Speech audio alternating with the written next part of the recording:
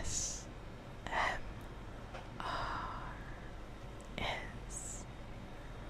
asking you personal questions about yourself. So today, let's pretend I'm your girlfriend. We've been in a relationship for a year, and we've decided to sit down and get to know more about the other person. Okay? That's what we're gonna do. And if you have a girlfriend and you don't want to imagine me as your girlfriend, then imagine me as a really good friend of yours. Okay? So that's what we're gonna do today, my love. Number one, do you think money can buy happiness? What's your thoughts on that? I feel like this is such a deep question, because I think it depends on if you have money or not. Because I feel like people who are extremely, extremely rich say that money can't buy happiness because they have all the money in the world, yet they're not happy. Sometimes, of course. Sometimes they are, sometimes they're not. However, I feel like to an extent it can. Because if you think about it, let's say somebody is really badly struggling with money. They don't even have a roof over their heads. Even a little bit of money just to get a roof over their heads can make that person so happy. So in a sense, money can buy happiness. And there is also that quote that says, I'd rather cry in a Rolls Royce than cry in, I can't remember what the brand of the car was. And I don't necessarily agree with that quote, simply because, yes, okay, everybody in the world would rather cry in a really expensive car. However, for some people, affording that car that those people are saying is less value could be something that makes them happy for the next 15 years, you know? Because some people aren't fortunate enough. Because some people aren't fortunate Because some people aren't fortunate enough to be able to drive at all. So, I feel like driving in general is a luxury, you know? Just because some people can't. But, yeah, let me know your thoughts on that one. What is something that you're afraid of? I've always wondered, what is something you're scared of? It could be heights, it could be spiders, it could be snakes. What is it? I'm personally scared of small holes. I have trypophobia really badly. I'm scared of small holes. I'm scared of aeroplanes to an extent. And I'm scared of scary, like, horror films in the dark. Like, I would sleep during the day, every day if I could. I would sleep with the lights on every day, you know? If I fall asleep at night with the lights on and I wake up and the lights are on, it makes me feel better. Is that weird? I feel like maybe that could be seen as weird. I'm not sure. What about you? What are you scared of? Tell me. Okay. Fair enough. I'm sure you're not the only one.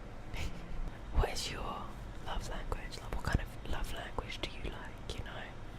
What helps you fall in love? It makes you stay in love?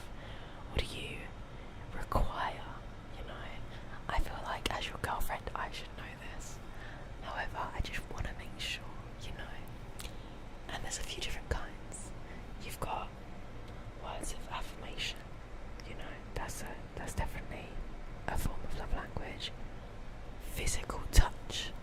Physical touch is a huge one, and I'm such a sucker for physical touch. Like, even anything, like we're driving, put your hand on my leg, you're walking, hold my hand, anything, you know? Like, if we're cuddling in bed and it's too hot, just hold my hand. Absolutely anything. You don't have to cuddle me, you know? Just touch me in any way. I crave physical touch so much. I feel like that's because I have daddy issues, but I'll pretend I don't. There's another form, which is receiving gifts. Some people love receiving gifts. Me personally, I love giving gifts. I'd say I definitely prefer giving gifts. Yeah, it's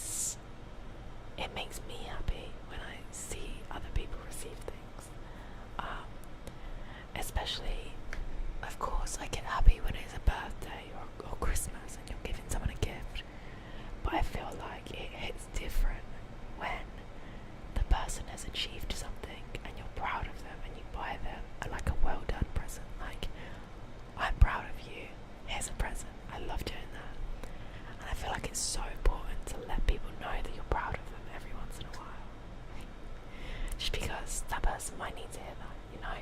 They might need someone to just message them saying, by the way, I'm proud of you. So bear that in mind next time you see one of your friends accomplish something, or even if you see someone doing well, anything like that, just tell them you're proud of them. Another form is quality time. Now I feel like it's so important in a relationship to spend quality time with your significant other.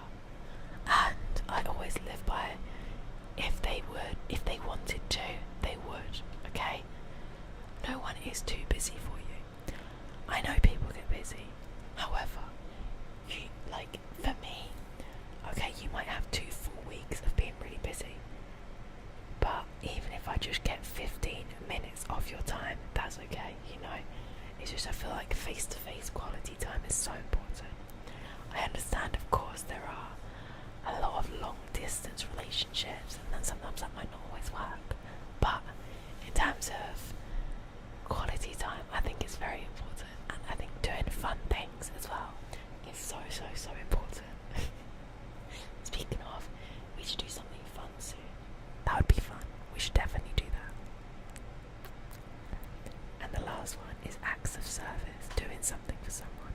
Waking up in the morning before your partner and making the breakfast, you know, that kind of stuff. Some people are huge suckers for that. Now, out of all those 5, what is something that you feel like you need in a relationship? What is something that is your love language?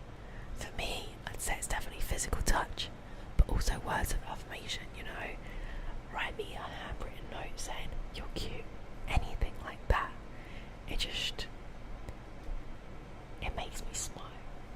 And I feel like in a relationship, it's not always going to be 100% smile all of the time. However, those times where you are meant to be smiley, you want to be extra smiley. Next, where is a holiday destination that you really want to go to? I want to go to Bali. I also want to go to Bora Bora, Maldives, blah blah blah. There's many places I want to visit, and I know I will get to visit those places. I'm just waiting on the day that happens. But I'm excited for it. I wanted to go to Bali a few years ago, for like 2-3 months. However, I was too scared to leave for that long. I get quite homesick, and not homesick in terms of, oh, I miss my house. I get homesick in terms of, I don't like spending time away from the people that I'm closest to. And it tears me apart really badly. Like I said, I love physical touch, so I really have to be close to people sometimes. And I feel like when I'm sad and I'm down and, you know, I get a bit depressed, I really need to be with those people that mean the most to me, just to help me get through it, you know. But I feel like a lot of people are like that. Some people love their space. And don't get me wrong, I love my space. But sometimes I need people around me. And I feel like if I went away for a long time, I wouldn't have those people around me. So I think it could maybe have a negative effect, if so. This is a fun one. Do you want to have children? If so, how many? You want 15 children? Jesus. No, I'm joking. That's cool. I'd like 2 to 3 kids, maybe. I'd like a boy and a girl, definitely. However, given the choice, I'd probably have 2 boys and 1 girl. Or 2 girls and 1 boy. I wouldn't be fussy. I would just like to have a girl and a boy. I'm not saying I'm going to be unhappy if I end up with 2 boys, or if I only end up with 1 girl or something like that. I'm not going to be fussy. However, I would like a boy and a girl, but I think that's fair enough. I feel like everyone can say something that they would like. Just because you would like it doesn't mean that's what you need. So yeah. But yeah, I'd like to have 2 to 3 kids. So yeah, I guess we're on the same page as that. I haven't thought of any baby names so far. I haven't thought about when I want to have kids. I don't even have anyone to have kids with, except for you, of course. But yeah, I haven't got to a stage where I've even thought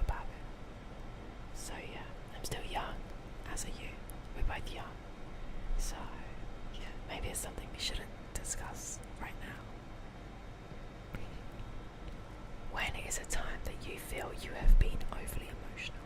I love this question. I feel like I get overly emotional in arguments. If I argue with someone, I just get so overly emotional. I cry every time. So, yeah. I also don't like leaving things on a bad note. And my reason for that is because tomorrow is never promised. And you never know what could happen to somebody. You know? You might say bye to someone and the next day they might not be there. So I will never ever leave anything on a bad note. You know, if we're arguing, I will never walk away until I know that we've sorted it out. I hate being on bad terms with people, and I just feel like life is way too short to hold grudges. Of course, if someone does something seriously bad, okay, I get it. However, silly arguments about silly things that really don't matter